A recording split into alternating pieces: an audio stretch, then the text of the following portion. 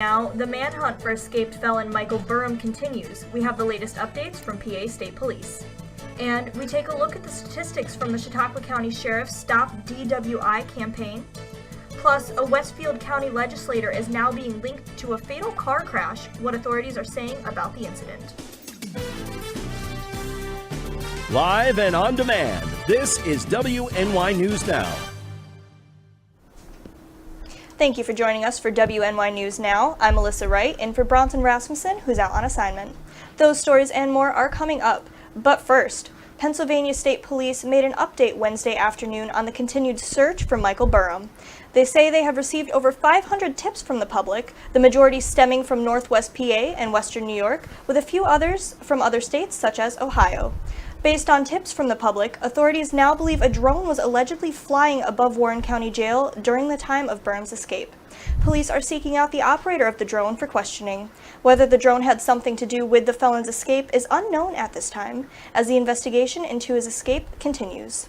New information based on prior investigations also led authorities to believe Burham is armed with a weapon. We have received amazing support from the public in this investigation. That support includes both a significant number of tips as well as assistance from local businesses with the logistical support of this operation. To give you some idea, just prior to walking over here, I checked and we are somewhere in the ballpark of 500 tips that have been called in by the public from a variety of places, primarily from northwestern PA, western New York, but from a number of other states as well.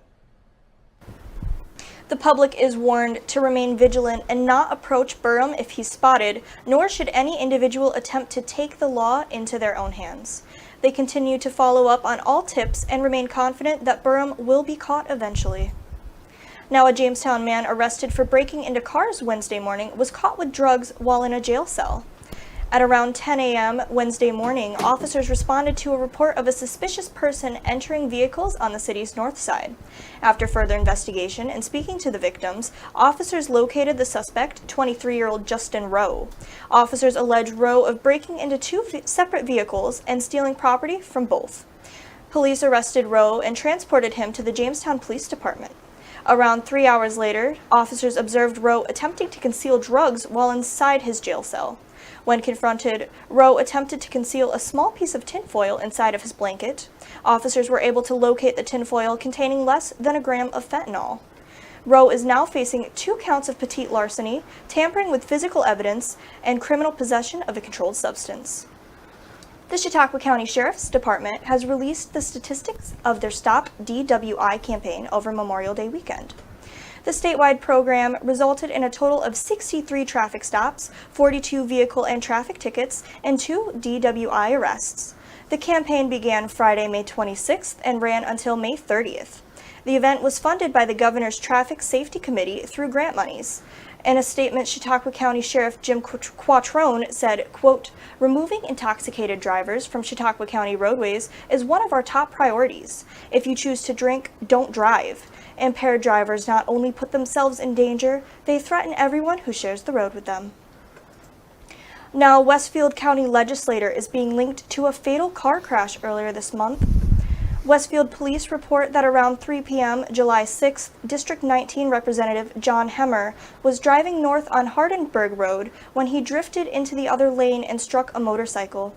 The occupant of the motorcycle, 88-year-old Jeffrey Duchesne, was transported to Westfield Medical Hospital and then flown to ECMC in Buffalo, where he succumbed to his injuries. Hemmer was reportedly not injured in the accident. Police say the incident is still under investigation. Now let's get a first check of our weather forecast with Chief Forecaster Andrew Stevenson. Yes, good afternoon, everyone. Let's start with a look at the updated drought monitor, which was just updated today, which maintains the southern tier and northwestern Pennsylvania under a moderate drought. We have had some rain recently, and that rain has helped at least portions of Erie County up towards Buffalo to drop down into abnormally dry conditions, but again, the southern tier and northwestern Pennsylvania remain under a moderate drought. Now, this is updated weekly, so we'll see if any rain we get over the next few days will help the drought monitor when it's updated again next Thursday. Let's take a look at the almanac for today. We made it to a high of 77 degrees yesterday in the city of Jamestown. Our low was 64, and the records for today, record high 96 set back in 1936, and the record low of 39 set back in 1978. So here's your first defense weather forecast for the rest of the afternoon out there. Partly to mostly cloudy skies.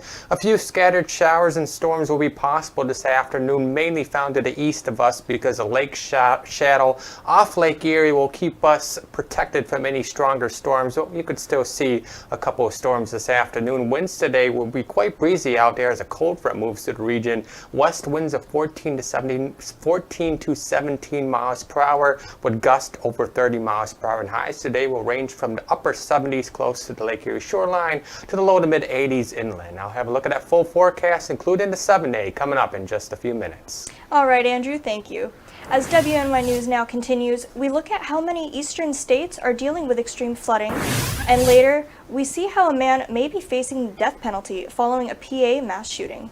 Stay with us. WNY News Now will be right back. Catch your First Defense forecast daily on WNY News Now. EagleZip.com is your local one-stop shop for all of your home and business computer needs. Located on Fluvan Avenue Extension, just outside of Jamestown, EagleZip.com sells and services all brands of desktops and laptops, as well as servers and network equipment for your business. All new computer sales include transferring your data from your old computer plus a 2-year warranty. Call EagleZip.com today. Stop by EagleZip.com today and let us make computers easy for you.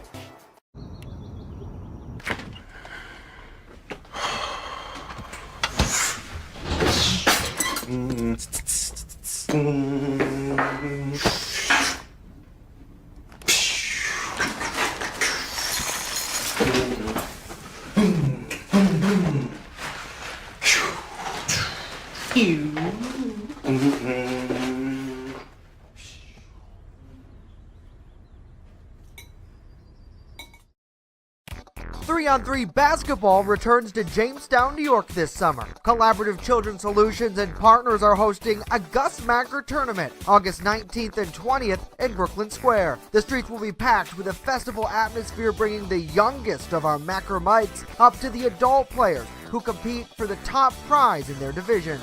Register online at Macker.com before July 31st. The Jamestown Macker will also include some specialty competitions, making it one of the best community events of the year.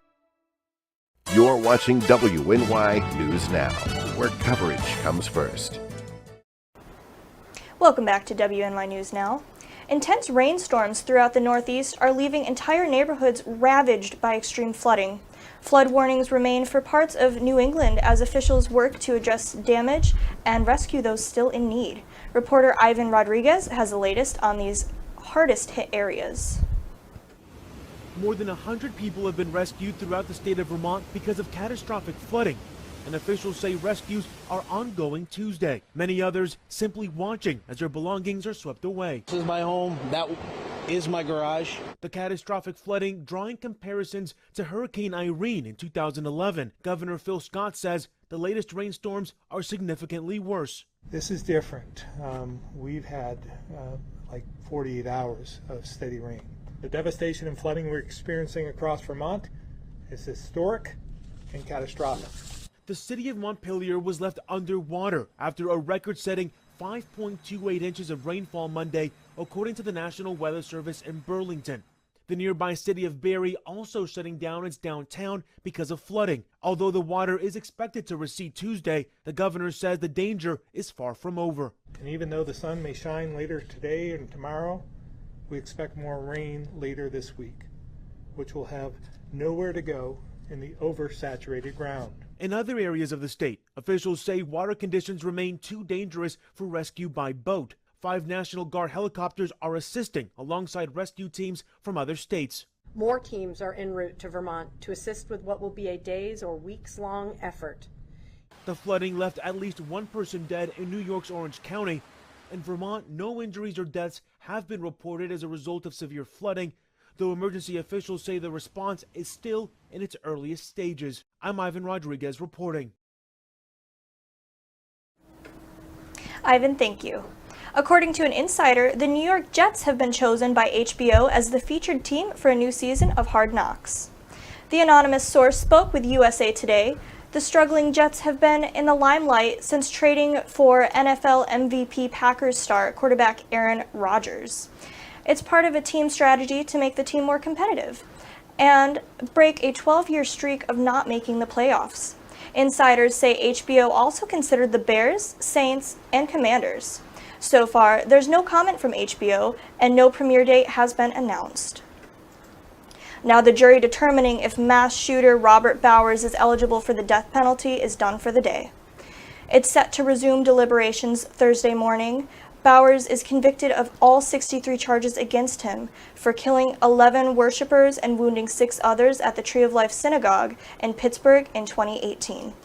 If the jury determines he's eligible for the death penalty, the trial will move to what's called sentencing selection. That's when the panel could choose whether to recommend capital punishment in the case. Now, the Powerball jackpot keeps on climbing. After no one won on Wednesday's drawing, the big prize is now up to an estimated $875 million, the third largest grand prize ever. The next drawing is scheduled for Saturday. For those who can't wait until then, Mega Millions has a drawing for Friday night. After no winner Tuesday, that jackpot is now up to an estimated $560 million. Well, it's time to celebrate a favorite finger food that's hard to say no to. Thursday is National French Fry Day. Did you know fries aren't actually French at all? Belgians claim they were the first to fry potatoes way back in the 1700s, but the French popularized fried foods in the mid-1700s, and there are 2 versions of how fries came to America.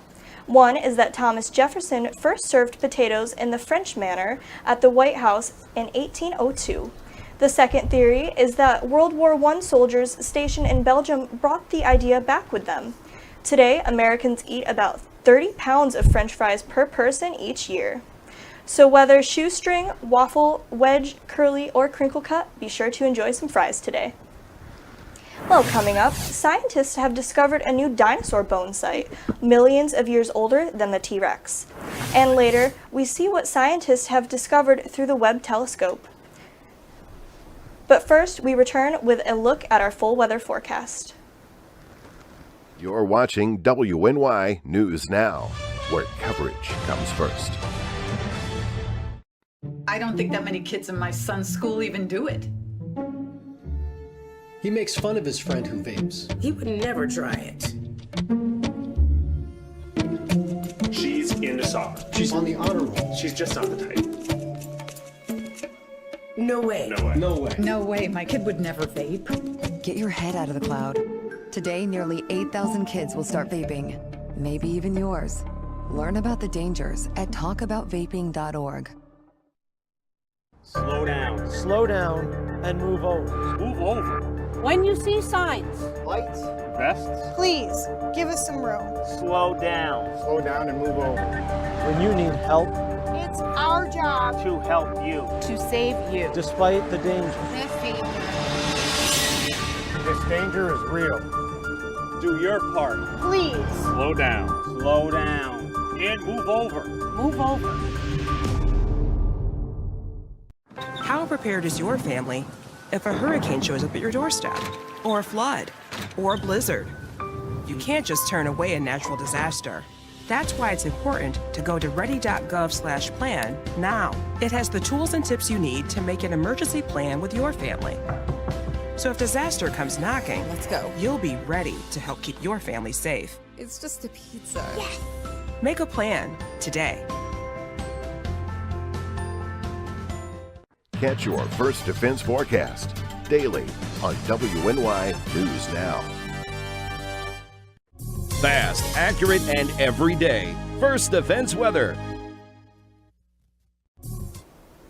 Welcome back to WNY News Now. Let's take a look at current conditions downtown Jamestown. We're under mostly cloudy skies right now. 72 degrees is the current temperature to Jamestown Airport with a west wind of 22 miles per hour and a wind gust being reported of 32 miles per hour, and the dew point currently stands at 65. Let's take a look at the severe weather outlook for today. Last night, the NOAA Storm Prediction Center actually placed us in a slight risk for severe weather, and this morning's update completely removed us from the slight risk and actually pretty much removed far western New York out of any risk, and the far eastern portions of our region are under a marginal risk. The reason why they removed us from the risk across the western portions of the area is because of a healthy lake shadow off Lake Erie that's going to kind of shield the far western portions of the area from any stronger storms, maybe a couple of thunderstorms, but the greater risk for strong storms and any severe storms will be found well off to our east, and that cold front is in the process of moving across the region as we speak right now.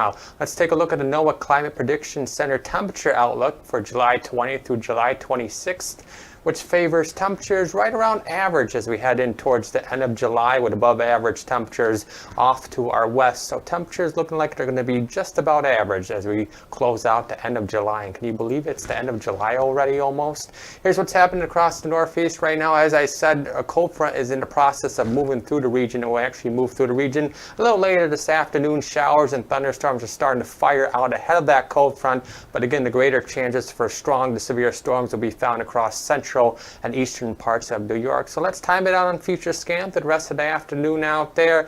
Generally across western New York will actually be pretty dry with that lake shadow. You see that cold front moving through around lunchtime shortly after that, and behind it, partly to mostly cloudy skies for the rest of the afternoon, and heading in tonight, a weak ridge of high pressure will begin to build in, and that should dry us out for most of the day tomorrow. Tomorrow should be a nice day out there. Partly to mostly sunny skies. Still can't rule out an afternoon isolated shower tomorrow, but most of the time we'll be drying in as we head into the weekend. Saturday and Sunday will be turning unsettled again once again Saturday and Sunday, with more chances for afternoon showers and thunderstorms. And now that 7-day outlook powered by Ultimate Satellite Solutions, temperatures over the next few days will generally be in the upper 70s to lower 80s. Mainly dry tomorrow. Now the weekend will not be a complete washout. There will be plenty of dry time in between any showers and thunderstorms, with generally partly cloudy skies, and then we'll continue with the shower chances heading into next week with highs on Monday in the lower 80s, and then we'll cool off a bit by the middle of next week as another cold front's going to move through the region between Sunday and Monday. All right, Andrew, thank you. Now for some headlines across the nation. Lawmakers on Capitol Hill are racing to regulate artificial intelligence, saying the fast-moving technology poses major threats to national security, the U.S. economy, and American jobs. But how do you regulate AI as more companies start to focus on the emerging tech? Patrick Cornell has a closer look. Investing in AI. On Wednesday, Elon Musk announcing he's launching his own artificial intelligence company to focus on the rapidly evolving tech and possibly build a rival to ChatGPT. You can't put genies like this back in bottles. The announcement comes one day after the first ever classified Senate briefing on AI. Lawmakers on both sides of the aisle agreeing artificial intelligence should be regulated. These hearings are not about any one thing. It's to get all 100 members to a level where when we start to legislate, we can try to do it the best way possible. But the big question is how? On Tuesday, the White House briefed lawmakers about the dangers from national security risks to threats to the U.S. economy and American jobs. It's going to put some people out of work. It'll create new jobs, but it's going to eliminate some jobs, and it's going to have a real societal impact. What's the validation of AI-related content? There's tremendous intellectual property concerns. And while no clear plan emerged from that meeting, some lawmakers who spoke afterwards said Congress should consider adopting some sort of legislative safeguards to limit the fast-moving technology. But it's complicated. All the issues AI will impact, national security may well be the most consequential in the wrong hands. But AI could also become one of the greatest tools we have for keeping America safe. Even the creators of the technology are asking lawmakers for help. Back in May, the CEO of the company behind ChatGPT testified before Congress. My name is Sam Altman. And proposed creating a new federal agency to regulate AI. Since then, a bill has been reintroduced to do just that, but has not been voted on. For Consumer Watch, I'm Patrick Cornell. Thank you, Patrick. Now, a dinosaur bone found about 3 months ago in Maryland is from a giant creature that lived 50 million years before the T-Rex. It's a 3-foot-long leg bone from an Acrocanthosaurus, a 38-foot-long carnivore. That's according to Prince George's County paleontologist. Because fossils of other dinosaur species have been found at the site, it's now classified as a bone bed. That's an exciting discovery for paleontologists because bone beds can provide a wealth of information about the animals and their environment. The bones were found at Dinosaur Park, where miners first discovered fossils in the 1800s. Now check out the stunning new image NASA released to celebrate the James Webb Space Telescope's first anniversary. The image shows the nearest star-forming region to Earth located 390 light-years away. It's called the Rho-Ophiuchi Cloud Complex. The complex contains 50 stars similar in mass to our Sun. That means these future planetary systems may resemble what our own solar system looked like in the very beginning. The James Webb Telescope is the most powerful telescope that's ever been sent into space. It launched on December 25, 2021, and NASA shared its first set of images 1 year ago this Wednesday. Next, we hear from health professionals on how a popular sport is leading to injuries. Stay with us. You're watching WNY News Now, your source for breaking news. WNY News Now is covering stories that matter to you. 15-year-old Yadiel Diaz was subject to a public humiliation stunt by a fellow student in an act of violence and bullying. Now Yadiel's mother, Raquel, has had enough. Officials are trying to work with the county's homeless coalition to help support the homeless population locally. There are also plans in the works to build 2 new shelters. WNY News Now, where coverage comes first. Hi everyone, Al Roker here. As a guy with his own catchphrase, I appreciate that Smokey's only said, "Only you can prevent wildfires." But I'm filling in because there's a lot more to report. Like when there are parched or windy conditions out there, you gotta be extra careful with things like burning yard waste. After all, wildfires can start anywhere, even in your neck of the woods. Go to SmokeyBear.com to learn more about wildfire prevention. Right here, baby. Look. Uma. Something more than a birthday is happening here. Once you can see it, you can help. The sooner you recognize the signs of autism, the sooner you can make a lifetime of difference for your child. Start by answering a few simple questions at screenforautism.org. You're watching WNY News Now, where coverage comes first. Welcome back to WNY News Now. It's the fastest growing sport in the U.S. The number of people playing pickleball grew by 159% over 3 years to nearly 9 million in 2022, according to the Sports and Fitness Industry Association. But as the game is gaining popularity, doctors are seeing more pickleball-related injuries. In today's Health Minute, Mandy Gaither has more on the toll it can take on a body and what experts say you can do to help protect yourself. For Robin Murray, pickleball isn't just a sport, a way for this retiree to stay social. You get to run around and hit the ball and play with people. But the game has taken a toll on her body. She says her first pickleball injury to her foot was a result of playing too much. I would play every day, and it's so, in a good way, addictive that people just play until they're ready to drop. She says she later tore a meniscus in her knee and had tendonitis in a bicep from playing so much pickleball. Doctors say the sport is a great way to stay active, but it's not without some risk. In the U.S. this year, analysts estimate there will be around 67,000 emergency room visits, 366,000 outpatient visits, and 9,000 outpatient surgeries related to pickleball injuries. On a daily basis, we see a couple of people that are getting injured in pickleball. Dr. Luis Gondara with Orlando Health says most of his pickleball injured patients are seniors. To help protect against getting hurt, he says to use proper equipment and make sure you understand the sport. Strengthening your lower body and core can also help with balance and coordination. Always has fun, but always with moderation. Murray is now getting regular knee gel injections and wears a brace, but is still able to play the game she loves about twice a week. Took me a while to learn the hard way that when you love something, you can't go all out full force the whole time. For Health Minute, I'm Mandy Gaither. Now let's get a final check of our weather with Andrew. Gee, I know nothing about pickleball, but I do know a little bit about the weather, and I think we have it up there. I can give you a last look at the radar before we go off the air right now. As you can see, right now that cold front is in the process of moving through the region right now. The cold front is actually just to our west, and these showers and thunderstorms are starting to fire up out ahead of that cold front now. After these showers and thunderstorms move through, western New York will pretty much be dry through the rest of the afternoon with that lake shadow, but the strong to severe storms central and eastern New York will have to contend with that later this afternoon.